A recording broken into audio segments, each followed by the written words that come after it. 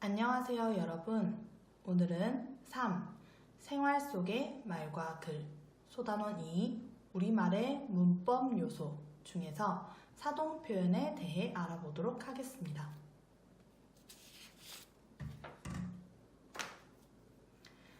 보통 문장에서 주어는 어떠한 행동을 하는 주체가 됩니다. 하지만 가끔은 문장 속 주어는 아무것도 하지 않는 경우도 있습니다. 우리가 오늘 배울 사동 표현은 주동 표현에 반대되는 말입니다. 그러면 주동 표현이 무엇인지 그리고 사동 표현이 무엇인지 그 개념을 알아보도록 하겠습니다. 다 같이 주동이 무엇인지 한번 읽어볼까요? 시작! 네, 잘 읽었습니다. 그러면은 사동 표현도 한번 읽어보도록 하겠습니다. 시작!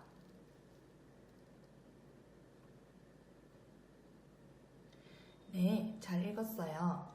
여기서 말하는 주동은 주어가 문장 속에서 어떠한 행동을 직접 한다는 것을 의미합니다. 예시 문장의 아이가 밥을 먹는다 같은 경우는 먹는 행동을 주어인 아이가 직접 하고 있죠. 그리고 사동 표현 같은 경우에는 주어가 어떠한 행동을 직접 하는 것이 아니라 다른 대상에게 그 행동을 하도록 시키는 것을 의미합니다. 사동의 사자는 우리가 사신할 때 사자입니다. 다시 말하자면 무언가를 시키다 또는 하게 하다, 부리다 라는 의미를 가지고 있는 글자입니다. 엄마가 아이에게 밥을 먹인다 라는 문장을 보면은 먹는 행동은 주어인 엄마가 하는 것이 아니라 문장 속 다른 대상인 아이가 하고 있죠. 그리고 엄마는 그 아이라는 대상에게 먹는다라는 행동을 하도록 시키고 있습니다. 그러면은 사동문을 만드는 방법을 알아보도록 하겠습니다. 사동문을 만드는 방법은 세 가지로 나누어 볼 수 있어요. 첫 번째, 두 번째, 세 번째. 첫 번째는 주동문의 주어를 사동문의 목적어나 부사어로 바꾸는 것. 두 번째는 사동문의 주어를 새로 만드는 것. 그리고 세 번째는 주동 표현을 사동 표현으로 바꾸는 것입니다. 예시 문장으로 한번 확인해 보도록 하겠습니다. 필기할 친구들은 지금 메모해 두시길 바랍니다.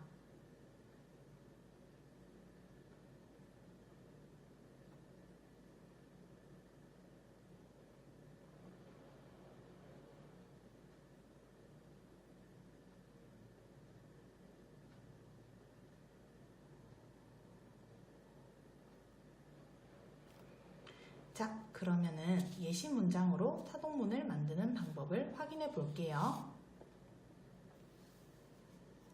첫 번째 예시문부터 보도록 하겠습니다. 담이 높다 라는 문장은 높다라는 상태를 담이 직접 그러한 상태를 가지고 있죠. 그래서 주동문입니다. 이 문장을 사동문으로 바꾸려면 담이라는 주어를 목적으로 바꾸어 줍니다. 담을. 그리고 높다라는 지금 주동 표현 서술어를 사동 표현 소설어인 높인다로 바꾸면 돼요. 그러면 담을 높인다. 누가 담을 높이는 걸까요? 그렇죠. 새로운 문장의 주어. 사람들이 담을 높인다 라는 말을 넣어줄 수 있겠습니다. 두 번째 예문을 보도록 할까요? 아이가 밥을 먹는다. 아까 봤던 예문이죠. 아이가 먹는다라는 행동을 직접 하고 있습니다. 그러면 이 문장을 사동문으로 바꾼다면 밥을 이라는 목적어가 일단 그대로 내려와줘요. 그리고 아이라는 주어는 지금 사동문에서 아이에게 라는 부사어가 되고 있죠. 그리고 먹는다라는 서술어는 다시 먹인다로 바뀌어집니다. 아이에게 밥을 먹인다. 그러면 누가 아이에게 밥을 먹일까요? 새로운 주어가 등장하고 있죠. 엄마가 아이에게 밥을 먹인다. 이런 식으로 사동문을 만들어 줄 수 있습니다. 다시 한번 사동문을 만드는 방법을 보도록 할게요. 첫 번째, 주동문의 주어를 사동문의 목적어나 부사어 위치로 바꾸어 주고, 두 번째로 새로운 주어를 만들어 주면 돼요. 그리고 서술어의 주동 표현으로 쓰인 것을 사동 표현으로 바꾸어 주면 됩니다. 그럼 다음 내용으로 넘어가 보도록 하겠습니다.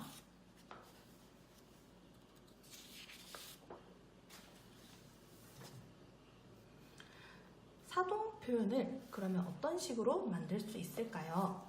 사동문에 들어가는 사동 표현은 주동 표현, 먹다라든지 또는 높다라는 일반적인 표현에 사동 전미사인 이, 히, 리, 기, 우, 구, 추, 이히, 리, 기, 우, 구, 추를 붙여주면 됩니다. 짧게 되기 때문에 이러한 사동 표현을 짧은 사동이라고 합니다. 예를 한번 볼까요? 날다는 날리다, 보다는 보이다, 입다는 입히다, 웃다는 웃기다, 비다는 비우다, 낮다는 낮추다, 달다는 달구다 라는 식으로 일반적으로 쓰이는 표현들, 그런 주동 표현에 이히, 리기, 우구추를 붙여주면 됩니다.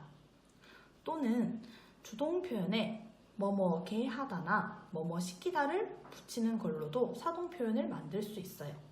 이거는 위에 있는 사동보다는 조금 길이가 길죠. 그래서 긴 사동이라고 합니다. 위에 나와 있는 예시로 긴 사동을 한번 만들어 볼게요. 입다를 입히다 대신에 입게 하다 라고 할 수 있고, 화해하다는 화해시키다 라는 식으로 사동 표현을 만들어 줄 수 있습니다. 긴 사동과 짧은 사동은 의미상으로 조금 차이가 날 수 있어요. 그 부분을 지금 한번 확인해 보도록 하겠습니다.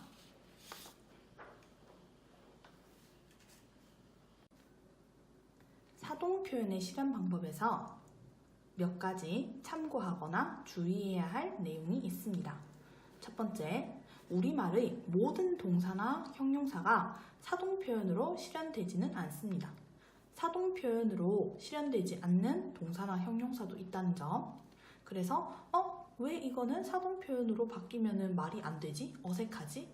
그게 이상한 게 아니고 당연한 거라는 거. 모든 동사나 형용사가 사동 표현으로 되지는 않는다 라는 걸 기억해 주시고, 자, 두 번째, 사동 전미사가 붙어서 만들어진 사동사는 모두 단어로 인정이 되기 때문에 사전에 등재가 된다는 점. 날리다, 입히다, 먹이다, 재우다 전부 사전에서 찾을 수 있습니다. 그리고 세 번째, 일부 동사는 이히, 리기, 우구추 중에서 이와 우가 함께 붙어서 사동 표현이 됩니다.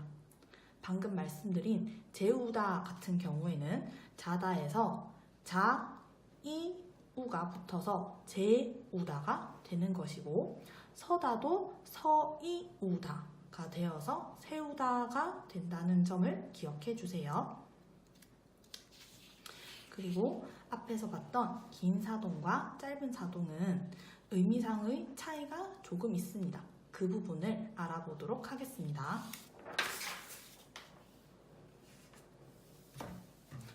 직접 사동과 간접 사동에 대해 확인해 보도록 할게요. 무엇인가를 시킨다라는 의미의 사동 표현은 직접적으로 시키냐 또는 그냥 간접적으로 하게만 만드느냐에 따라 직접 사동과 간접 사동으로 나뉩니다. 직접 사동이 무엇인지 한번 다 같이 읽어볼까요? 시작!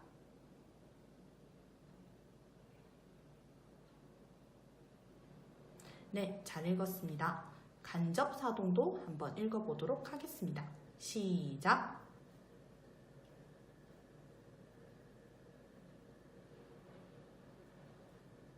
네, 잘 읽었습니다. 말 그대로 직접사동은 어떠한 행위에 대해서 주어가 함께 그 행동에 참여하는 것을 의미합니다. 직접적으로 함께 한다라고 해서 직접사동이라고 하고, 간접사동은 대상한테 어떠한 행동을 하도록 명령, 너 해 라고만 하고 실제로 그 행동에는 참여하지 않는 경우를 의미합니다. 예문으로 한번 같이 확인해 볼게요.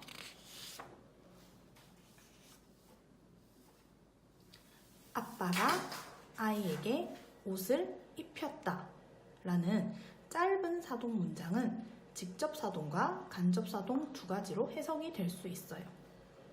주어 아빠가 아이에게 직접 하나하나 바지, 티셔츠, 잠바를 다 입히는 경우, 하나하나 입혀주고 단추를 잠궈주는 것들, 그렇게 직접적으로 그 입는 행동을 함께 해주는 직접사동의 의미로 해석이 될 수 있습니다.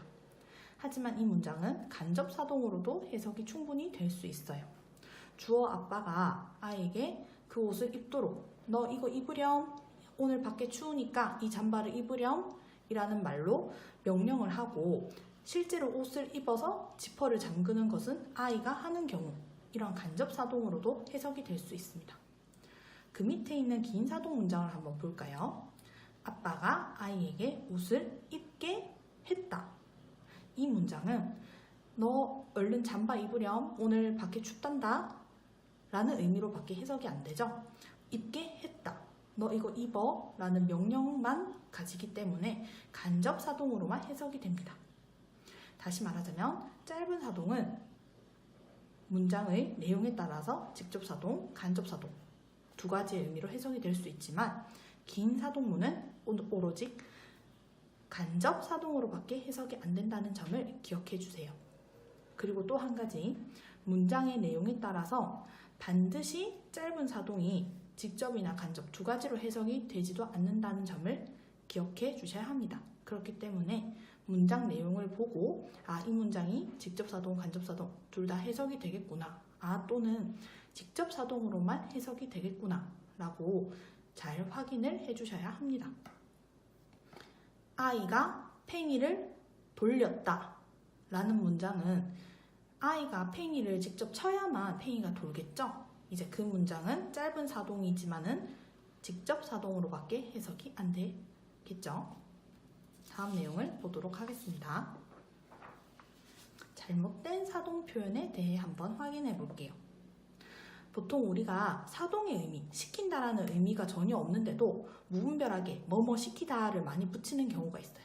이거는 잘못된 문법 표현이니까 꼭 기억하고 그렇게 쓰지 않도록 해야겠죠? 자, 시키다를 뭐뭐 하게 하다로 바꾸었을 때 의미가 완전 바뀌거나 어색하면은 틀린 표현이라는 것을 바로 확인할 수가 있어요. 예를 들어서 노래 가사 중에 좋은 사람 있으면 소개시켜줘 라는 가사가 있는데 이거는 소개시키다 라는 게 소개하게 하다 라는 의미로 해석이 되겠죠. 그러니까 나한테 좋은 사람을 너한테 소개할 수 있는 기회를 줘 라는 의미로 해석이 되니까 완전 잘못된 표현이죠. 소개시켜줘가 아니고 소개해줘로 바꿔 써야 합니다.